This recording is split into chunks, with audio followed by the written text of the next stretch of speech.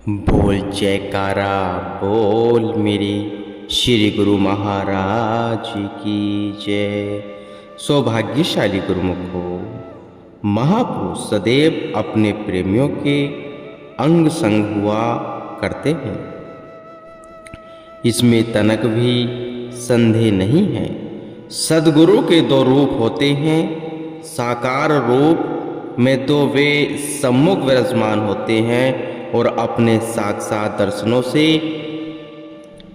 जीवों का उद्धार करते हैं। दूसरा अप्रत्यक्ष रूप नाम की यानी शब्द के रूप में होता है।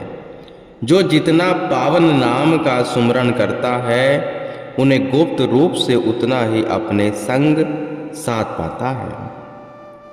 इसलिए महापुरुष सदैव नाम सुमरण पर अधिक जोर देते हैं। कोसों दूर बैठा जीव जब उनके ध्यान में लीन हो उन्हें स्मरण करता है तो वे वहाँ पहुँच ही जाते हैं। यह 100% सत्य है। ऐसे ही एक घटना अमेरिका में रह रहे एक भक्त जी के साथ घटी। भक्त जी अनन्य प्रेमी थे और उनका अपने इष्ट देव पर अटूट विश्वास भी था। सेवा की प्रबल भावना भी थी। महापुरुष जीव को जब भक्ति के इन सद्गुणों में रंगा देखते हैं तो अति प्रसन्न होते हैं और अपने तन पर कष्ट सहकर उसकी भक्ति में उत्तरोत्तर उन्नति भी करते हैं। आश्रम में स्थायी रूप से रहकर सेवा करने वाले महात्मा जी की अनुपस्थिति में उन भक्त जी का यह नियम था कि वह नित्य प्रति प्रातः आश्रम में जाकर श्री परमहंसों की दिव्य प्रतिमाओं को श्री सिंहासन पर विराजमान करते, उन्हें भोग लगवाते, श्री आरती पूजा करते, फिर संध्या समय आकर भी श्री आरती पूजा करके विश्राम करवाकर घर जाते। ऐसा नियम कई दिनों तक चलता रहा। शीत ऋतु के दिन थे। एक दिन जब वे ठुठुराते ठंड में घर से आश्रम की ओर जाने लगे तो मन में न जाने क्यों ऐसा ख्याल आ गया कि मैं प्रतिदिन आश्रम पर जाता हूँ और श्री आरती पूजा करके भोग लगाता हूँ, फिर क्या श्री परमहंस आश्रम में विराजमान भी होते हैं? क्या वे मेरा भोग स्वीकार करते होंगे? इसी उथल पुथल को मन में लिए वे आश्रम पर पहुंच गए। आश्रम का ताला खोलकर अंदर प्रवेश किया। जाड़े के दिन होने के कारण अभी सूर्य उदय नहीं हुआ था, जिसके कारण चारों ओर काफी अंधेरा था। अंधेरे को पार कर श्री मंदिर में जाकर भक्त जी ने दंडवत की तो भी मन में यही ख्याल बार बार आता रहा कि श्री परमहंस यहाँ होते भी हैं कि नहीं? क्या वे मेरा भोग स्वीकार करते होंगे? इन्हीं विचारों में खोए हुए जब वे दंडवत करके उठे तो सामने का दृश्य देखकर अचंभित रह गए। सारा श्री मंदिर रोशनी से जगमगा रहा था और श्री परमहंसों की दिव्य छवियां मंद मंद मुस्कुराते हुए शोभायमान थी। भक्त जी को तो जैसे अपनी आंखों पर विश्वास न हुआ। उनके पैरों तले की जमीन खिसक गई। श्री मंदिर की सभी लाइटें सिंहासन के पास पड़े रिमोट से जगती थी। वे सिंहासन के पास तो अभी पहुंचे ही नहीं थे और उनके साथ कोई दूसरा व्यक्ति भी नहीं था जिसने स्विच ऑन कर दिया हो।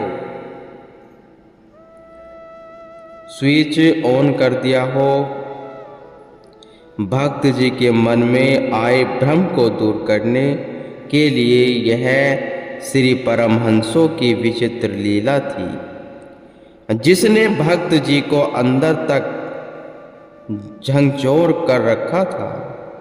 उन्होंने पुण्य दंडवत प्रणाम करके अपने मन में आए इस नकारात्मक विचार के लिए क्षमा याचना की। अब उनके मन में यह दृढ़ निश्चय हो गया कि श्री परमहंस यहाँ साक्षात विराजमान हैं। वे उन्हें प्रत्यक्ष विराजमान जान अत्यधिक श्रद्धा से श्री आरती पूजा करने लगे। उन्हें यह भी विश्वास हो गया कि श्री परमहंस उसके द्वारा लगाया गया भोग भी अवश्य ग्रहण करते हैं। महापुरुष जीवों को सदैव भक्ति मार्ग पर अग्रसर हुआ देखना चाहते हैं। सेवक के मन में लेश मात्र भी संशय न रहे, इसके लिए उन्हें कितना कष्ट सहना पड़ता है। सेवक की सभी त्रुटियों को नज़रअंदाज कर वे उसे निरंतर भक्ति मार्ग में आगे आगे बढ़ाते हैं। सत्पुरुषों की असीम करुणा वह दयालुता के आगे सेवक सदैव नतमस्तक रहते हैं और उनके उपकारों के सदैव ऋणी भी हैं। श्री सद्गुरु महाराज जी ने एक बार सन 2000 में न्यूयॉर्क में कृपा फरमाई। वहाँ के रहने वाले एक प्रेमी भक्त जी ने अपनी नई कार के मुहूर्त के लिए श्री चरणों में विनय की। उस कार में एक छोटी सी स्क्रीन लगी हुई थी। उसमें गंतव्य स्थान पर पता भर देने से वह स्वयं ही मंजिल की ओर बढ़ने और वहां तक पहुंचने के निर्देश देने लगती। भक्त जी ने नेविगेशन के विषय में विस्तार से विनती की और कहा कि अगर मंजिल तक पहुंचने का रास्ता भूल जाए तो कार में दी गई इस सुविधा से मनुष्य वे खटके ही अपनी मंजिल तक पहुंच जाता है। आपने फरमाया, क्या कोई ऐसी मशीन बनी है जो आत्मा को परमात्मा से मिलाने का मार्ग दिखाकर जीव का भ्रम से सत्कार करवा दे? उत्तर में भक्त जी ने हाथ जोड़कर विनय की, प्रभु ऐसी तो किसी मशीन के बारे में मैंने नहीं सुना। आपने फरमाया, एक गुरु शब्द ही जो आत्मा को परमात्मा से मिलाने की सामर्थ्य रखता है। इसलिए जितना जितना सुरती को शब्द में लय करोगे उतना ही प्रभु परमात्मा को अपने समीप पाओगे। इस अमोलक नाम की दात पूर्ण महापुरुषों से ही मिलती है। उनसे नाम दीक्षा लेकर जो इसकी कमाई करता है उसे ही परमात्मा के साक्षात दर्शनों का सौभाग्य प्राप्त होता है। श्री वचनों को श्रवण कर आंतरिक चेतना को पाकर वह भक्ति जी श्री सद्गुरुदेव महाराज जी का गुणगान करने लगे। श्री सद्गुरु महाराज जी ने सन 1982 में जकार्ता से लगभग 800 किलोमीटर दूर इंडोनेशिया के दूसरे सबसे बड़े शहर सुरबाया पूर्व जावा की राजधानी में कृपा फरमाई। श्री प्रभु जी जकार्ता से जिस विमान द्वारा यात्रा कर रहे थे, संयोग से सुरबाया के राज्यपाल उसी में प्रथम पंक्ति में बैठे थे। उन्होंने अपने साथ वाली सीट पर विराजमान श्री सद्गुरु महाराज जी के मनोहारी दर्शन किए और एकटक निहारते रह गए। उनका शीश स्वतः ही श्री चरणों में झुक गया। एयरपोर्ट पर विमान उतरा। वहाँ के राजकीय कानून के अनुसार सम्मान देने अर्थ सबसे पहले राज्यपाल को नीचे उतारना था, परंतु उन्होंने दोनों हाथ जोड़कर श्री चरणों में नम्रता पूर्वक विनय की। पहले श्री सद्गुरु महाराज जी से उतरे और बाद में वह उतरेगा। श्री प्रभु जी के तेजोमय ज्योतिर्मय स्वरूप के श्री दर्शन पाकर वे प्रफुल्लित हो गए। आपने भी विमान से नीचे उतरते हुए उन्हें आशीर्वाद प्रदान कर निहाल कर दिया। श्री सद्गुरुदेव महाराज जी की जकार्ता में एक विशाल आश्रम निर्मित करने की पवित्र श्री मौज हुई। भूमि खरीदी गई और श्री चरणों में उसका निर्माण कार्य आरंभ करने हेतु विनय की। स्वीकृति मिल जाने पर कार्य बड़ी तीव्र गति से प्रारंभ हो गया। अभी यह कार्य निर्माणाधीन ही था कि बाई प्रकाश संतोषानंद जी ने विनय की, जब मंदिर का निर्माण कार्य पूर्ण हो जाए तो श्री प्रभु जी स्वयं यहाँ कृपा फरमाकर मुहूर्त करें। महाप्रभु जी ने बड़ी प्रसन्नता से बाई जी की विनय को स्वीकार किया। श्री मंदिर जी का निर्माण कार्य पूर्ण हो जाने पर श्री प्रभु जी ने महात्मा पूर्ण भक्तानंद जी, महात्मा योग सत्यानंद जी, वह कुछ अन्य भक्त महात्मा जनों को इसका मुहूर्त करने के लिए भेजा। श्री प्रभु जी स्वयं कृपा नहीं करेंगे, यह जानकर बाई जी कुछ उदास हो गई। वह हर पल श्री प्रभु जी द्वारा दिए गए वचन को स्मरण करते रहती थी। दिनांक 16 नवंबर को शुभ मुहूर्त का कार्यक्रम निश्चित हुआ। शुभ मुहूर्त से एक दिन पूर्व सुरक्षा कर्मियों ने खुली आंखों से जो चमत्कार देखा, उन्होंने वह सब वृत्तांत बाई जी से आकर कह सुनाया। कहने लगे कि एक दिव्य स्वरूप मानव जिसने श्वेत वस्त्र धारण किए हुए थे और हाथ में सूटकेस था, ने को कांच के बंद दरवाजे से श्री मंदिर के भीतर प्रवेश किया। बाई जी ने उसी समय सुरक्षा कर्मियों से पूछा कि उन्होंने उस व्यक्ति से पूछताछ क्यों नहीं की थी, तो वे कहने लगे उनके चारों ओर इतना तीव्र प्रकाश था कि वे उनको कुछ पूछने वह रोकने का साहस नहीं कर पाए।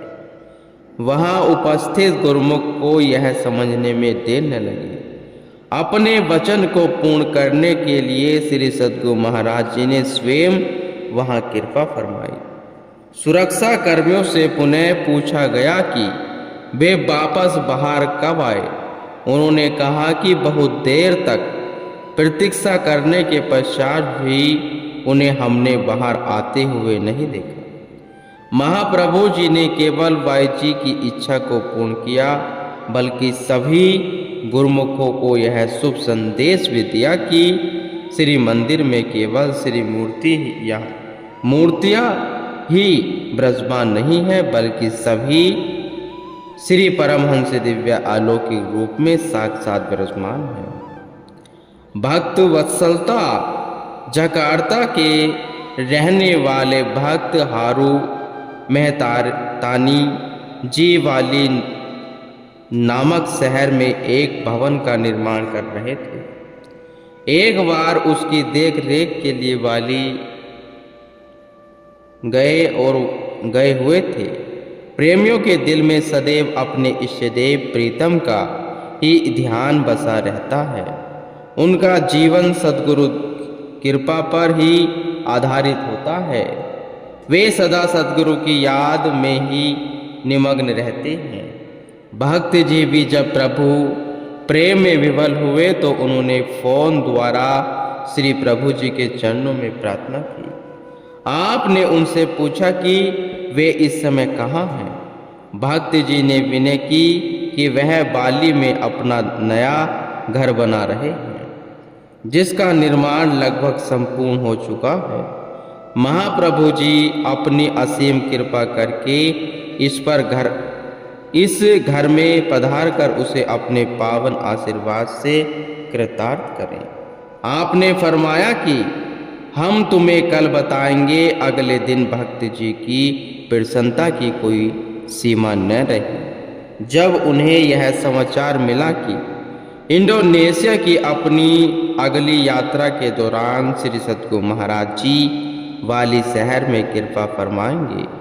जून 2013 में जकार्ता में कृपा फरमाने के बाद आपने वाली शहर को अपने पावन चरण रस से कृतार्थ किया।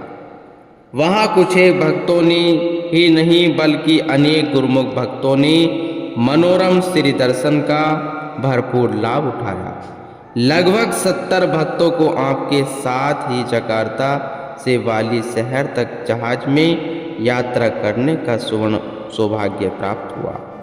18 जून को आपने भक्त जी के घर बने श्री मंदिर में श्री आरती पूजा की और सभी गुरुमुख श्री दर्शन का अलौकिक दृश्य एवं सुदुर्लभ अवसर प्राप्त कर कृतार्थ हो गए।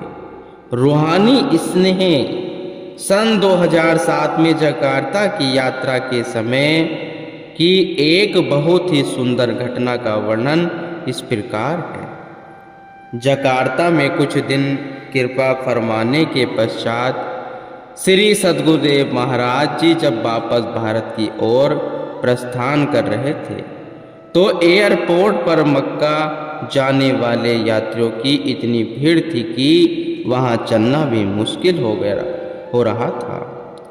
कार से उतरने के पश्चात आप व्हील चेयर पर विराजमान हो गई। जैसे और व्हील चेयर चलने लगी तो सैकड़ों तीर्थ यात्रियों ने आपको स्वतः ही मार्ग दे दिया।